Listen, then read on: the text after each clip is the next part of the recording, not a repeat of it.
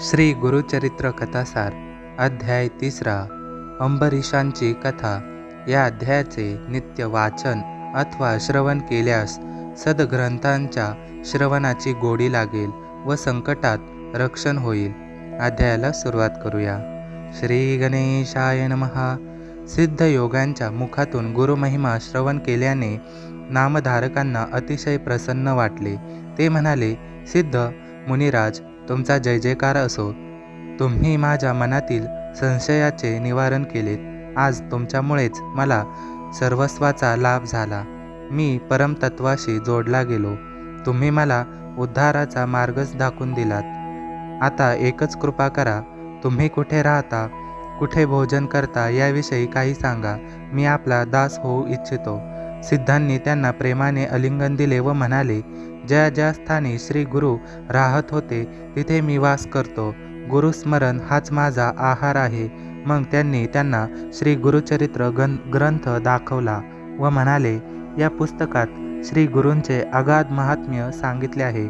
याचे पठण म्हणजे अमृतपान, ते मी नित्य सेवन करतो। त्याच्या श्रवणाने सांसारिक भोग, मोक्ष वा परमार्थ अशी ज्याची इच्छा धरावी ते साध्य होते। ज्ञानप्राप्ती होते। सर्व प्रकारचे ऐश्वर्य व सुख प्राप्त होते। याचे भावभक्तीने सप्ताह पारण केल्याने इच्छित कार्य पूर्ण होते। संततीहीनाला संतती होते। ग्रहपीडा, रोगपीडा, ब्रह्महत्यादी महापातकांचे निवारण होते। बंधनातून मुक्ती मिळते। आयुष्य, आरोग्य व सद्बुद्धी लाभते। त्या बोलण्याचा नामधारकांवर मोठा प्रभाव पडला। ते म्हणाले, सिद्धमुनी, तुमच्या रूपाने मला साक्षात्कारी गुरुच भेटले आहेत। कारण श्री गुरुचरित्र ऐकावे अशी माझी फार इच्छा होती। ते तुम्हीच मला ऐकवा अशी माझी विनंती आहे। सिद्धयोग्यांनी त्यांना अभयवचन दिले। त्यांना आपल्या समवेत स्वस्थानी म्हणजेच भीमा अमरजा नद्यांच्या संगमावर नेले। ते दोघे एका अश्वत्थाखाली बसले। तिथे सिद्धयोगी नामधारकांना म्हणाले, वस्त, गुरूंचे दास्य कसे करावे याची तुम्हाला ओळखच पटली नव्हती, म्हणूनच तुम्हाला चिंता व कष्ट भोगावे लागले। गुरुमूर्तीची ओळख होण्यासाठी आपले आचरण शुद्ध हवे। अंतकरणात त्यांच्याविषयी दृढ भक्ती हवी। ते ऐकताच नामधारकांनी त्यांच्या चरणी मस्तक ठेवले व म्हणाले, महाराज, तुमचे म्हणणे बरोबर आहे।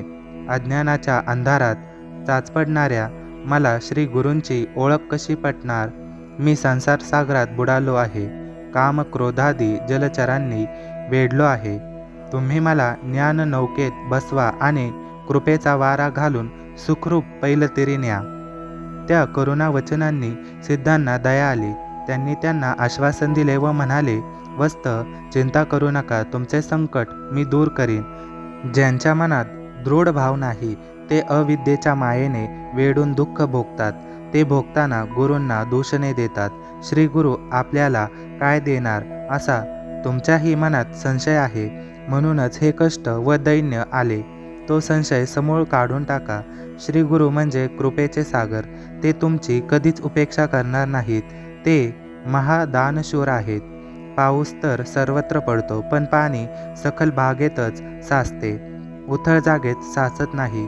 दृढ भक्ती ही सखोल जागेप्रमाणे असते। जो भक्त जास्त पात्र असतो त्यावर श्री गुरूंची विशेष कृपादृष्टी असते। त्यांनी वरदहस्त ठेवताच प्रपंचातही परमार्थ साध्य होतो। कल्पतरू व कामधेनू इच्छित पुरवतात, पण श्री गुरु कल्पनेच्या पलीकडचे देतात। म्हणून तुम्ही निसंदेह होऊन एकाग्रतेने गुरुभक्ती करा। आपले चित्त गुरुचरणी स्थिर करा। नामधारकांनी त्यांना हात जोडून नमस्कार केला व म्हणाले, स्वामी, तुम्ही माझा संशय घालवलात, त्यामुळे मन निर्मळ झाले आहे।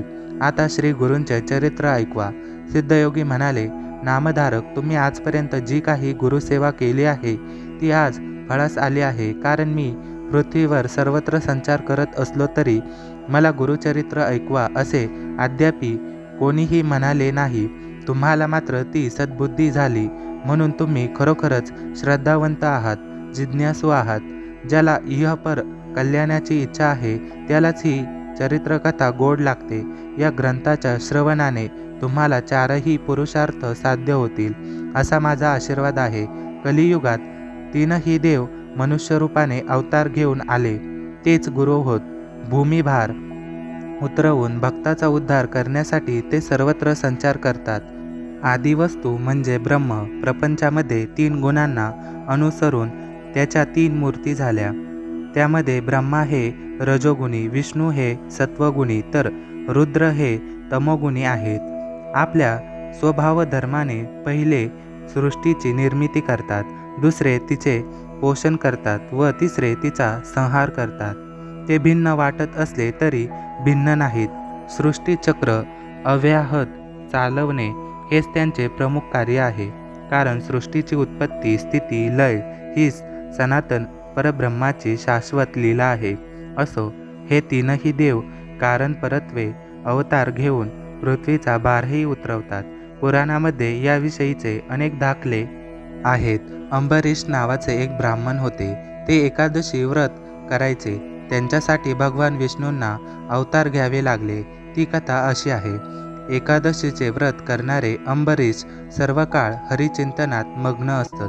ते अतिथींची पूजा करायचे. त्यांची व्रतनिष्ठा सर्वश्रुत होती. एकादशी व्रत करणारे द्वादशीला भोजन करतात. त्यावेळी पारणे फेडण्याआधी कोणी अतिथी घरी आल्यास त्याला आधी भोजन देऊन मगच आपण जेवावे असे शास्त्र सांगते. असो, दुर्वासांनी त्याची परीक्षा घेण्याचे ठरवले. त्यांचा व्रतभंग करण्याच्या उद्देशाने ते द्वादशीला मुद्दामून त्यांच्या घरी आले. त्या दिवशी द्वादशी तिथी घटकाभरच होती. पारणे करायचे तर तेवढ्या अवधीत अन्न ग्रहण करणे क्रमप्राप्त होते. म्हणून दुर्वासांना पाहताच त्यांना मोठा प्रश्न पडला.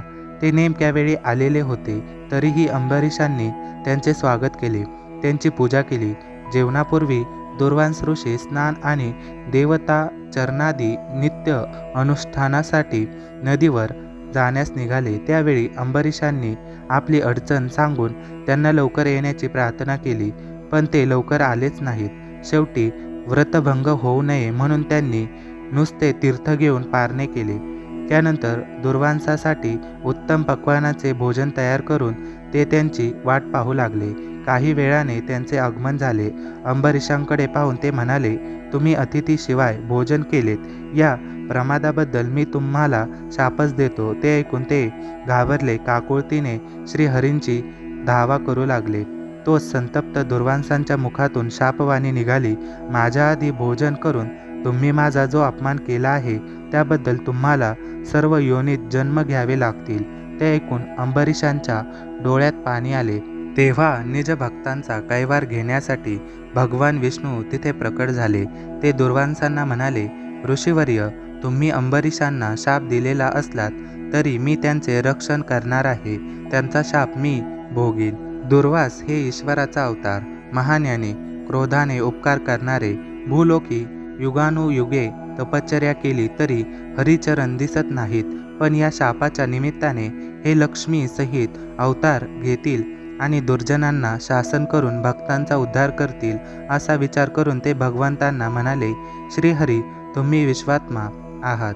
परोपकारासाठी शाप भोगताना तुम्ही विविध स्थानी आणि विविध योनीत 10 अवतार घ्या. त्याप्रमाणे श्री विष्णूंनी मत्स्य, कूर्म, वराह, नरसिंह, वामन, परशुराम, राम, कृष्ण व बुद्ध असे 9 अवतार घेतले. पुढे कल्की नावाने 10वा अवतार होणार आहे. श्रीमद भागवत महापुराणात या संदर्भात विस्तृत वर्णन आहे. कारण परत्वे देवांचे जे अवतार होतात ते कधी प्रकट तर कधी गुप्त स्वरूपाचे असतात. ते ज्ञानी लोकांना बरोबर ओळखता येतात. असो, आता मी तुम्हाला दत्तावतारांची कथा सांगणार आहे. ती मोठी गमतीशीर आहे. अनुसया या अत्री ऋषींच्या पत्नी ब्रह्मा, विष्णू व महेश हे तीनही देव कपट वेशाने त्यांची परीक्षा घेण्यासाठी आले आणि त्यांचेच पुत्र झाले. ते ऐकून नामधारकांना मोठे नवल वाटले. ते म्हणाले, सिद्धमुनी, हे अत्री ऋषी कोण? ते कोणाचे पुत्र? देव वेशांतर करून का आले? हे जाणून घेण्याची मला उत्कंठा लागली आहे. तरी कृपा करून ती कथा सविस्तर सांगा. अशा प्रकारे श्री गुरुचरित्र कथासार यातील अध्याय 3 इथेच समाप्त होत आहे. धन्यवाद.